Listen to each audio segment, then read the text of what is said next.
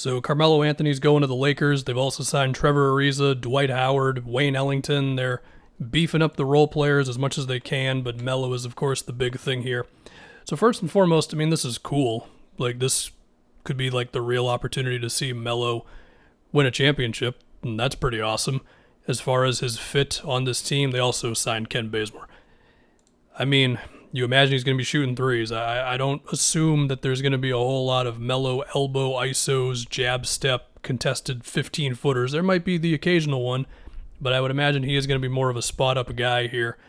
As far as the lineups he's going to be playing, coming off the bench, playing power forward probably makes the most sense just because he can hold up defensively, because if he's defending twos or threes, then he could get a bit torched. Although I will say, I think he's put his best foot forward defensively with the Blazers, if I can be nice about it. I think he was trying there, definitely, and the Lakers are a defensive-minded team, even with all of the moves that they've made, and I mean, the roster's been basically overhauled from the championship team, but the defensive culture is still going to be there through Vogel, all of the coaches, and of course LeBron and AD. They bring back Dwight. He's going to instill defense in them as well.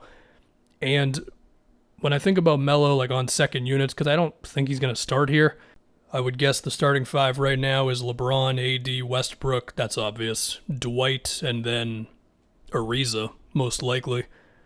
Against second units, I think Melo can be pretty okay, so that's cool. And you know what? As the season goes and the Lakers search for who the fifth guy is in the winning lineups, granted it might be two extra guys if the winning lineup, fourth quarters and all that, is Anthony Davis at center, then you're going to need two other perimeter players, I would assume, coming in there.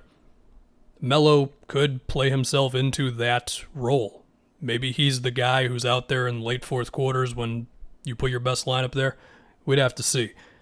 To think about Trevor Ariza, I mean, it's Trevor Ariza. He's going to shoot threes. He's going to play defense. You figure he can still hold up okay enough, and that's that.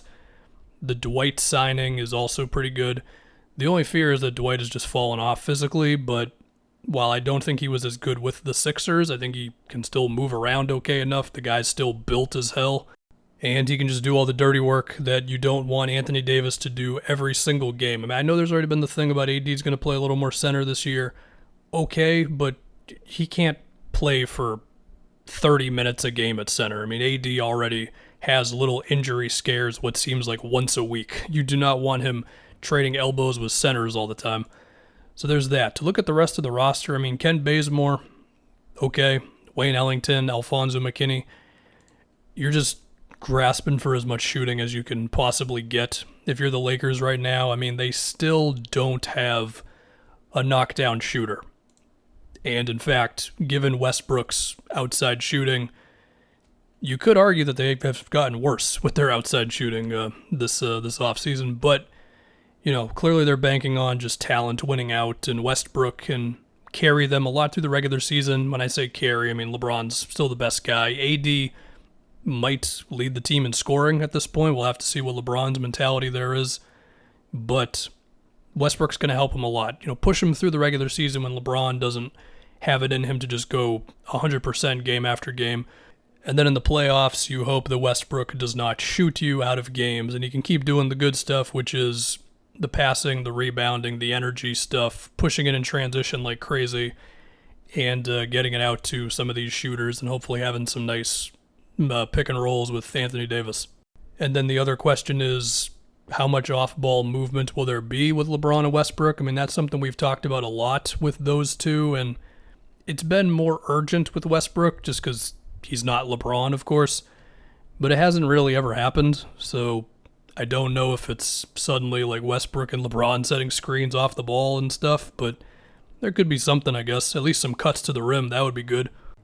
B-Ball Breakdown had a tweet where he showed a play that Houston ran for Westbrook where he like started from the baseline and he comes up to the opposite elbow and then he gets a screen from somebody at the free throw line or whatever, and it was like pretty creative stuff that D'Antoni would occasionally run for him besides the 9 million Harden ISOs, so maybe the Lakers could steal that sort of thing from the Rockets' playbook. I don't know if the Wizards ran anything particularly creative with Westbrook, which it's Scott Brooks. That's not really surprising, so we'll see what they can do. But yeah, they got Melo. And the team around LeBron and AD, it's kind of full now. I mean, there's still some spots. It doesn't look amazing, but the idea is that Westbrook plus whatever is better than adding Buddy Hield to mostly the same roster as last season. And we'll see if they end up being right on that.